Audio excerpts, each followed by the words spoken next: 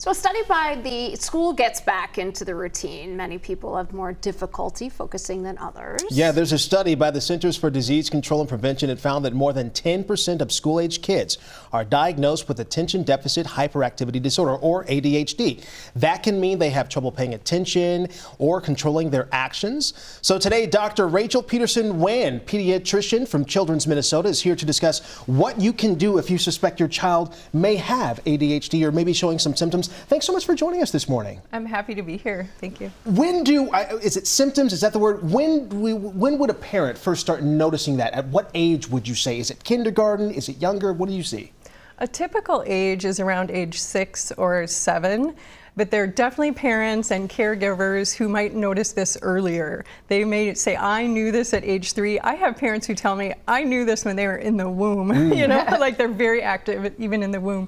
So as clinicians, we start to wonder around age 6 or 7 if these questions are coming up because it's a common age. I almost wish, doctor, that they wouldn't call it ADHD with the hyperactivity, because ADHD manifests itself and shows itself so differently in different kids. The nomenclature has changed multiple times over the years, and now it is called attention deficit hyperactivity disorder with multiple presentations. So we say with hyperactive or impulsive presentation or with inattentive presentation. And that inattentive presentation is very common. It is one that's unfortunately often diagnosed later because it's missed early on, and that can really cause kids problems, like how they feel about themselves, how they feel about school, and so that is a concern. What are some things that parents should be looking for early on, or some things that maybe even teachers in the classroom are looking for? There are the obvious symptoms like difficulty staying in their seat. Those symptoms are not usually missed. And all of us at times feel restless. All of us have times sitting still for a long period of time. But when it begins to cause problems where it affects their learning, or it affects how they feel about themselves, or it affects how they get along with other kids, then that's an indication it's a problem or even a disorder.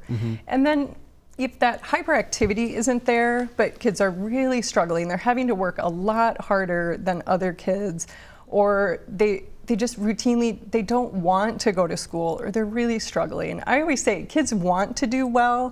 If there's something that's not going well, it really indicates there may be a problem that we should look at more closely. Like if they're having trouble remembering things or to focus on different things. Do you recommend people see their pediatrician first, or they get a neuropsychological evaluation? What do you recommend? I'm a big proponent for people talking to their primary care provider first. So we are much more accessible as primary care providers than a neuropsychologist. Now, it's ideal, you know, a lot of times if some kids get a neuropsych evaluation, but they may wait a year for that. And for a kid who is 6 or 7, that's an important year in their life of them developing their self-esteem and developing their school identity, you know, for do I like school and what goes well for me at school.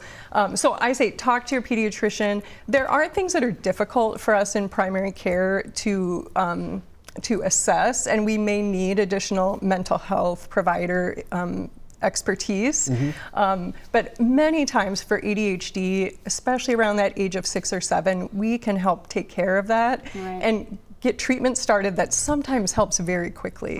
I do want you to come back, doctor, because we're running out of time, because I want you to talk about different interventions or medications down the road. But thank you so much for being here right now. We really appreciate it. Just getting this conversation started.